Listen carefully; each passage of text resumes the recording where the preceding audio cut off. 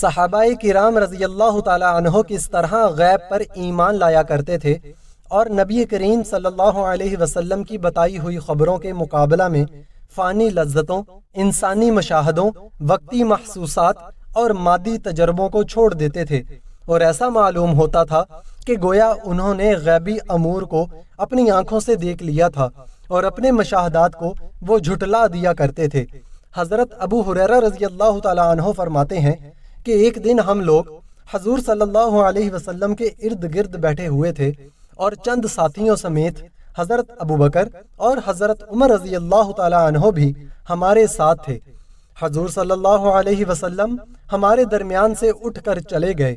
آپ صلی اللہ علیہ وسلم کو واپس آنے میں کافی دیر ہو گئی۔ ہمیں اس بات کا ڈر ہوا کہ ہم حضور صلی اللہ علیہ وسلم کے ساتھ نہیں ہیں، آپ صلی اللہ علیہ وسلم اکیلے گئے ہیں، کہیں اس اکیلے پن میں آپ صلی اللہ علیہ وسلم کو دشمن کی طرف سے کوئی تکلیف نہ پہنچ جائے۔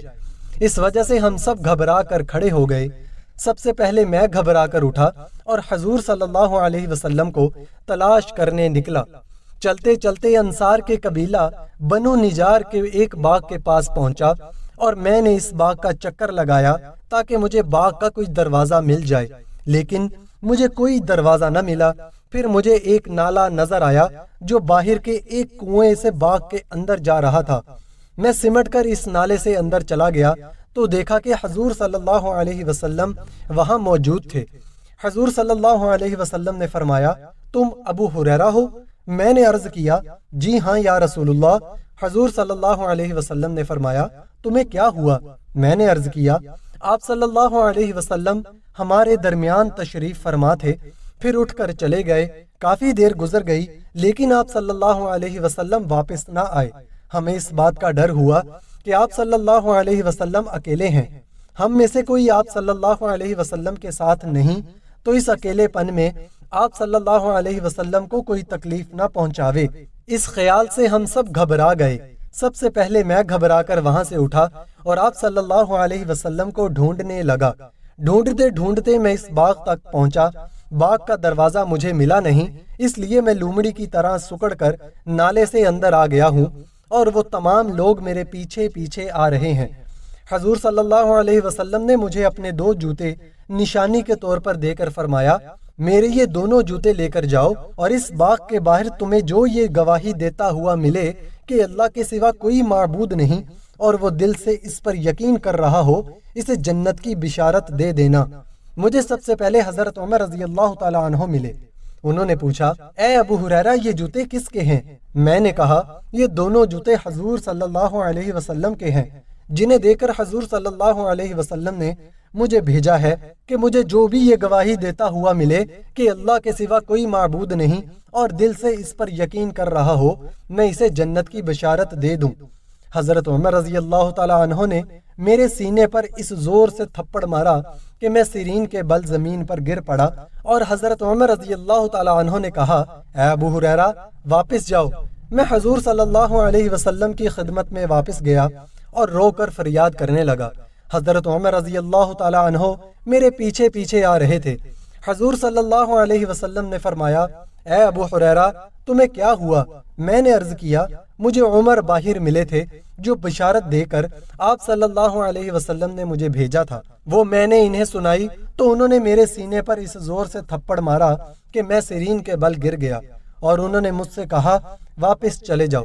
اتنے میں حضرت عمر رضی اللہ تعالیٰ عنہ بھی وہاں پہنچ گئے۔ حضور صلی اللہ علیہ وسلم نے حضرت عمر رضی اللہ تعالیٰ عنہ سے فرمایا، اے عمر، تم نے ایسا کیوں کیا؟ حضرت عمر رضی اللہ تعالیٰ عنہ نے عرض کیا، یا رسول اللہ، میرے ماں باپ آپ صلی اللہ علیہ وسلم پر قربان ہوں۔ کیا آپ صلی اللہ علیہ وسلم نے اپنے 2 جوتے دے کر حضرت ابو ہریرہ کو اس لیے بھیجا ہے کہ انہیں جو آدمی اس بات کی گواہی دیتا ہوا ملے کہ اللہ کے سوا کوئی معبود نہیں اور وہ دل سے اس کا یقین کر رہا ہو تو یہ اسے جنت کی بشارت دے دیں؟ حضور صلی اللہ علیہ وسلم نے فرمایا، ہاں۔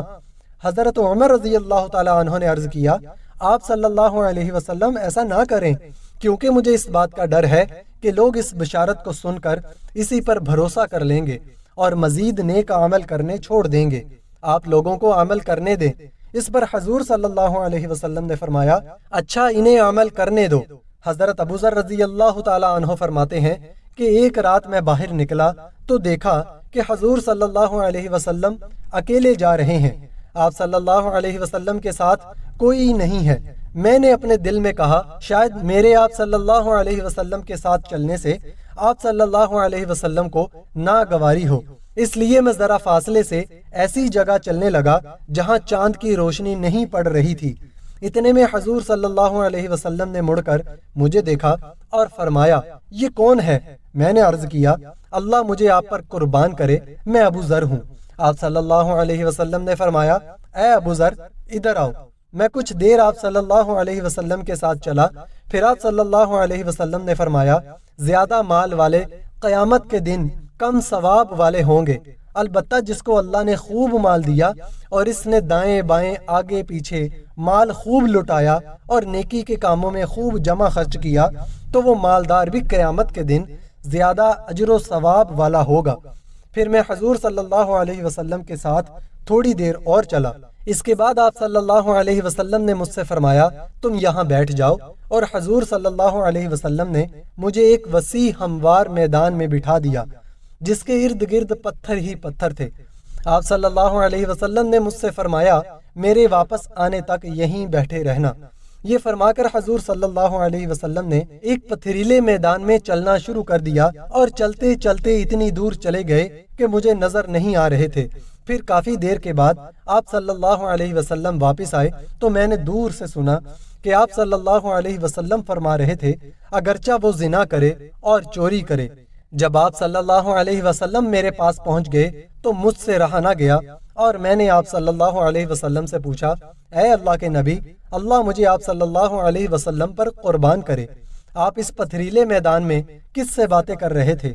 مجھے تو آپ کی باتوں کا جواب دیتا ہوا کوئی سنائی نہ دیا۔ حضور صلی اللہ علیہ وسلم نے فرمایا یہ جبرائیل علیہ السلام تھے جو اس پتھریلے میدان کے کنارے میں میرے سامنے آئے تھے اور انہوں نے کہا تھا آپ صلی اللہ علیہ وسلم اپنی امت کو یہ خوشخبری سنا دیں کہ جو اس حال میں مرے کہ وہ اللہ کے سوا کسی کو شریک نہ کرتا ہو وہ جنت میں داخل ہوگا۔ میں نے کہا اے جبرائیل اگرچہ وہ زنا کرے اور چوری کرے؟ حضرت جبرائیل نے عرض کیا جی ہاں۔ حضرت ابو ذر رضی اللہ تعالی عنہ فرماتے ہیں کہ میں نے عرض کیا یا رسول اللہ صلی اللہ علیہ وسلم اگرچہ وہ چوری کرے اور زنا کرے؟ حضور صلی اللہ علیہ وسلم نے فرمایا جی ہاں اگرچہ وہ شراب پیے۔ عثمان بن عفان رضی اللہ تعالی عنہ فرماتے ہیں کہ میں نے حضور صلی اللہ علیہ وسلم کو فرماتے ہوئے سنا کہ میں ایسا کلمہ جانتا ہوں کہ جو آدمی بھی اسے سچے دل کے ساتھ کہے گا وہ آگ پر ضرور حرام ہو جائے گا۔ اس پر حضرت عمر بن خطاب رضی اللہ تعالی عنہ نے کہا کیا میں آپ کو بتاؤں وہ کلمہ کون سا ہے؟ وہ کلمہ اخلاص ہے جس پر اللہ تعالیٰ نے محمد صلی اللہ علیہ وسلم اور آپ کے صحابہ کو جمائے رکھا، اور یہ وہ تقوی والا کلمہ ہے جس کی حضور صلی اللہ علیہ وسلم نے اپنے چچا ابو طالب کو مرتے وقت بہت ترغیب دی تھی، یعنی اس بات کی گواہی دینا کہ اللہ کے سوا کوئی معبود نہیں۔ ناظرین گرامی، اگر یہ واقعہ آپ کو اچھا لگا تو ویڈیو کو لائک کریں، چینل کو سبسکرائب کریں تاکہ ہم مزید اس طرح کی ویڈیوز آپ کے لیے لاتے رہیں۔